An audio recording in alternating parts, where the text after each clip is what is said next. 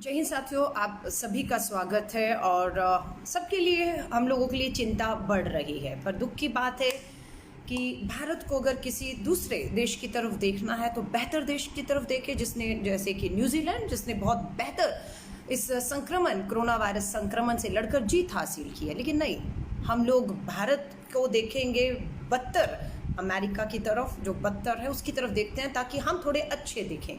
वही हाल भारत की राजधानी दिल्ली में हो रहा है। भारत की राजधानी दिल्ली की सरकार जो है वो कहती है महाराष्ट्र की तरफ देखो, बंगाल की तरफ देखो, लेकिन वो ये नहीं कहती कि पंजाब की तरफ देखो, छत्तीसगढ़, राजस्थान की तरफ देखो।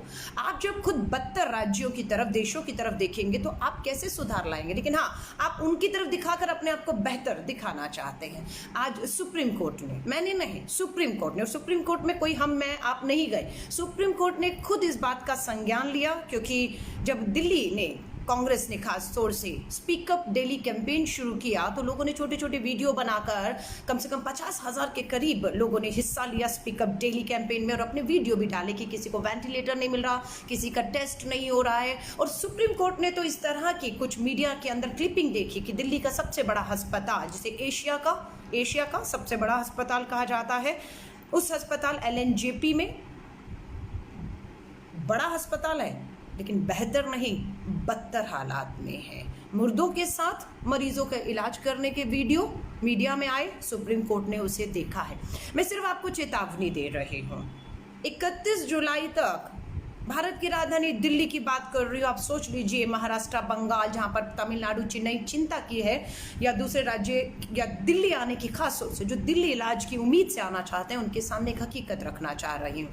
जो सुप्रीम कोर्ट ने टिप्पणी की है कि जानवरों से बदतर व्यवहार मरीजों के साथ किया जा रहा है, ये सुप्रीम कोर्ट ने कहा।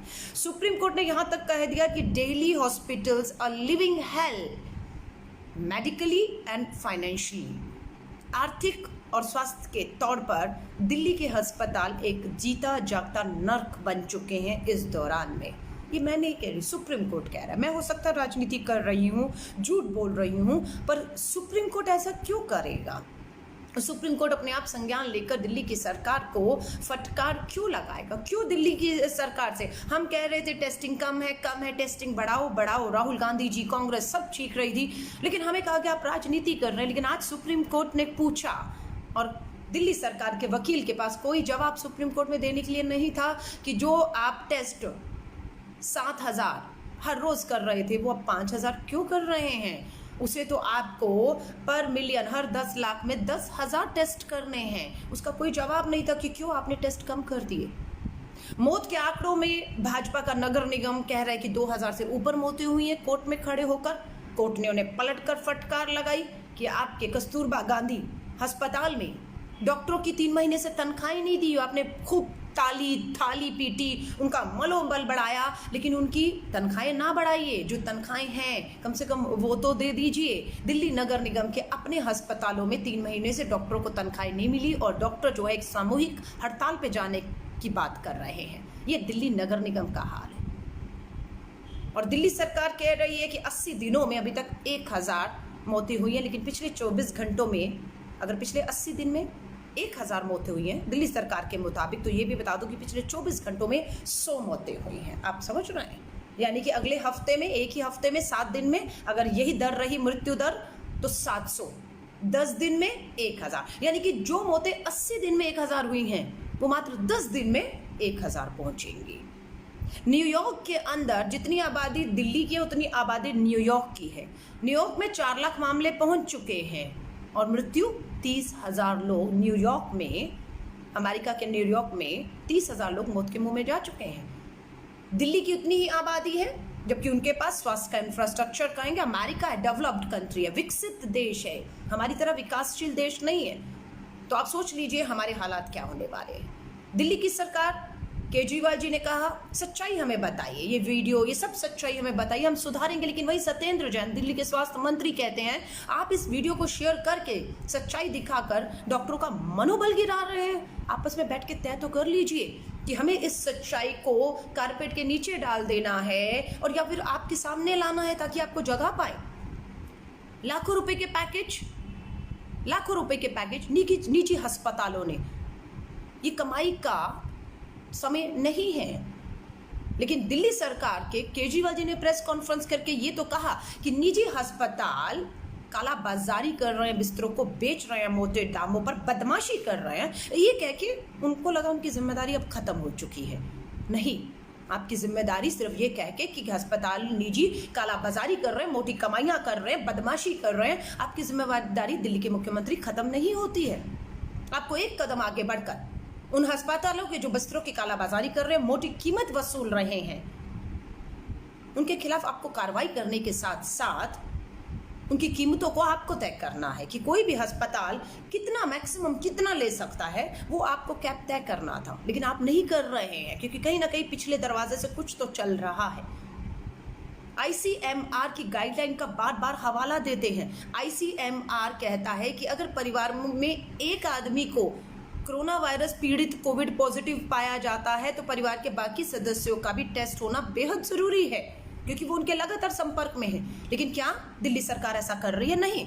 दिल्ली सरकार वो तो छोड़ दीजिए कि एक परिवार में एक आदमी को हुआ है, सबका टेस्ट तो छोड़िए, जो इनके यहाँ पहुंच चुके हैं उनके भी टेस्ट इन्होंने, जो रोजाना 7,000 अभी तक पीछे हो रहे थे, सुप्रीम कोर्ट में आज हल्फनामा दिया कि 5,000 कर दिए, उसे जबकि 10,000 किए जाना था। 31 जुलाई तक दिल्ली के अंदर 5.5 लाख मामले होंगे।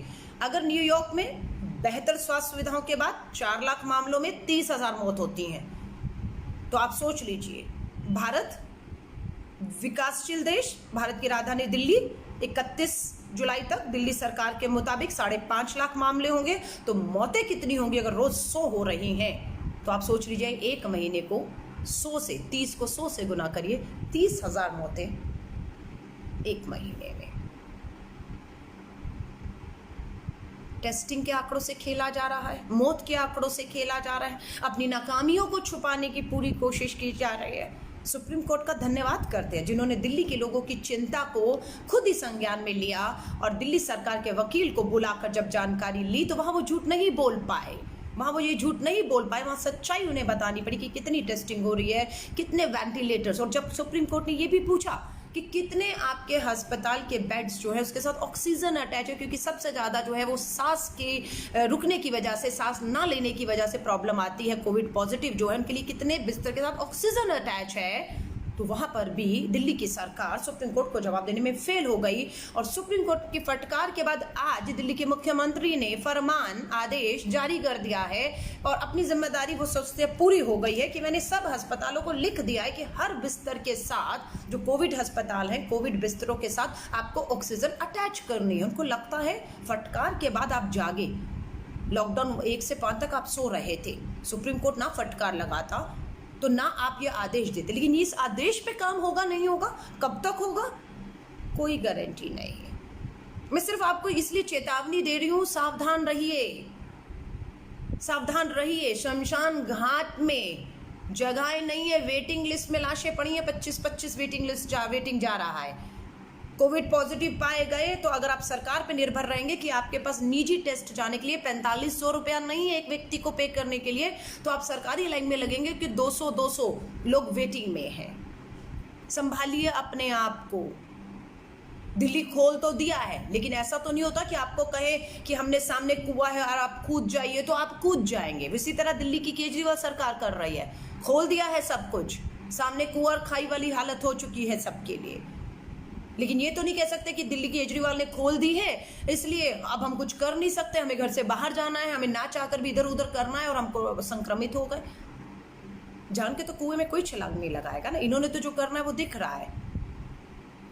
17 जून को वापस सुप्रीम कोर्ट ने दिल्ली की सरकार को जवाब देने के लिए बुलाया है और उम्मीद है कि दिल्ली की सरकार जवाब देगी कि 31 जुलाई तक अगर दिल्ली में 5.5 लाख संक्रमित लोग हो जाएंगे तो 80,000 बिस्तर, 10,000 वेंटिलेटर, हर 80,000 बिस्तर के साथ ऑक्सीजन सिलेंडर, टेस्टिंग हर रोज 10,000, इसकी क्या तैयारी है। और मैं आपको सच बता रही हूँ, सुप्रीम कोर्ट से फिर एक बार फटकार खाएंगे क्योंकि जो 80 दिनों में तैयारी नहीं कर पाया वो 17 जून तक सुप्रीम कोर्ट में जवाब देने के लिए क्या तैयारी कर लेंगे, वहां जाकर क्या बताएंगे कि हाँ हमारे डॉक्टर महेश वर्मा की रिपोर्ट के मुताबिक हमने दिल्ली को भी बता दिया है, देश को भी बता दिया है कि हम फेल हो गए हैं, 5.5 लाख मरीज पहुंच जाएंगे, 80,000 बिस्तर चाहिए, 10,000 वेंटिलेटर चाहिए, ऑक्सीजन सिलेंडर चाहिए, 10,000 टेस्टिंग प्रतिदिन।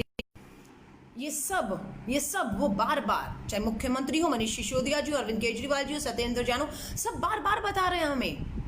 अरे हमें बता रहे हैं, बताइए हमें कि 5.5 लाख लोग पहुंच जाएंगे, बताइए कि मौतें हजारों में पहुंच जाएंगी, लेकिन सत्ता में आप बैठे हैं, ताकत आपको लोगों ने दी है, मैंडेट आपको दिया है, फैसले आपको लेने हैं। हमें बताइए हमें क्या करना है। हमें तो अगर दोबारा भी आप लॉकडाउन करके लोगों को कहेंगे घरों में बंद हो जाइए, हम फिर एक बार बंद हो जाएंगे।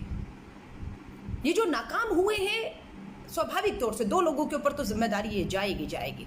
या तो जनता अपने सर पे जिम्मेदारी को ले ले कि हमने लॉकडाउन 1 से 5 तक अपने आप को घरों में बंद कर लिया था, सड़कों पर ऐसा लग रहा था सुनसान सड़कें, कर्फ्यू था, और लोगों ने सब कुछ भूलकर, देश ने एक होकर, दिल्ली ने एक होकर अपने आप को घरों में पूरी तरह तालेबंदी कर ली थी।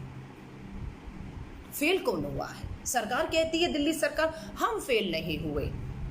तो क्या दिल्ली वालों ने फेल कर दिया सबको? दिल्ली वाले क्या कर सकते थे? दिल्ली वालों ने तो जो आपने जब कहा, थाली पीटो, ताली पीटो, दिए जलाओ और जनता कर्फ्यू करो, और उसके बाद एक लॉकडाउन 1 से 2, 3, 4, 5, 80 दिन अपने आप को बिल्कुल बंद कर लो, कर लिया, सब कुछ तो किया, हाथ धोए, मास्क लगाया, सब कुछ किए। अरविंद केजरीवाल जी का ट्वीट पढ़िएगा, मार्च अंत में जब पहला लॉकडाउन हुआ था, दिल्ली के अंदर मात्र 30 कोविड पॉजिटिव लोग पाए गए थे, और 80 दिन के अंदर, आज का आंकड़ा अभी आना बाकी है, आज सारे दिन में कितने आए, कितनी मौतें आई, 35,000 पार कर चुके हैं, 50,000 हम पहुंचने वाले हैं, 5 लाख 31 जुलाई तक। दिल्ली की तरफ देखने वाले कि दिल्ली भारत की राजधानी, आपको इलाज मिल जाएगा। मैं आपको कहूँगी, बाहर के लोगों से आपके हाथ में निराशा लगने वाली है। दिल्ली के सरकार बताती है, LNJP, जिस अस्पताल की वीडियो सुप्रीम कोर्ट ने खुद देखी कि मुर्दों के साथ मरीजों का इलाज किया जा रहा है, बिस्तर कहते हैं अंदर खाली है, जो इनका ऐप दिखाता है खाली दिखाता है, लेकिन लोगों को एडमिशन नहीं मिल रहा है, मोटी कीमत चुकाकर निजी अस्पतालों में जाना पड़ रहा है। ये कहते हैं कि LNJP एशिया का सबसे बड़ा अस्पताल है। अरे बड़ा नहीं चाहिए, बेहतर चाहिए। बड़ा तो शीला दीक्षित जी 15 सालों में बना कर गई इन्हें, लेकिन पिछले 6 सालों में आपने इसे बेहतर बनाने की जगह बदतर कर दिया। 1000 मोहल्ला क्लिनिक के नामों पर शिक्षा स्वास्थ्य, 2 ही तो मॉडल थे दिल्ली सरकार के, जिसपे 5 साल राज किया, और दूसरी बार उसी पर तो आए थे। देखा किसी ने उन दिल्ली सरकार के मोहल्ला क्लिनिक, वर्ल्ड क्लास मोहल्ला क्लिनिक, 1000 मोहल्ला क्लिनिकों में ये टेस्ट हो रहे हो, फ्री में हो रहे हो, समय से हो रहे हो, देखा किसी ने? आप और हम बोल रहे थे तो राजनीति कर रहे थे। मुझे लगता है आज सुप्रीम कोर्ट बोल रहा है तो अरविंद केजरीवाल को, दिल्ली सरकार की हिम्मत नहीं हो पा रही कि सुप्रीम कोर्ट को कहें कि आप राजनीति कर रहे हैं, आप झूठ बोल रहे हैं, मौत के आंकड़े, टेस्ट के आंकड़े, आप उससे खिलवाड़ कर रहे हैं। बोलिए ना सुप्रीम कोर्ट को, 17 जून को आपको बुलाया है। मैं आप सभी से जाते जाते कह रही हूँ, कोई भी सरकार बेहतर नहीं है। उत्तर प्रदेश में तो इतनी बेशर्मी हो गई कि उत्तर प्रदेश की योगी सरकार, एक IAS अधिकारी ने ट्वीट कर दिया कि टेस्टिंग जो है वो बहुत तेज़ी से जो अधिकारी कर रहे थे उन्हें रोक दिया गया है कि क्यों इतनी टेस्टिंग कर रहे हो, जितनी टेस्टिंग करोगे उतने आंकड़े बढ़ेंगे और हमारी बेइज्जती होगी। उस अधिकारी ने ये ट्वीट किया और उस अधिकारी पर FIR कर दी। वाह योगी सरकार, वाह योगी सरकार।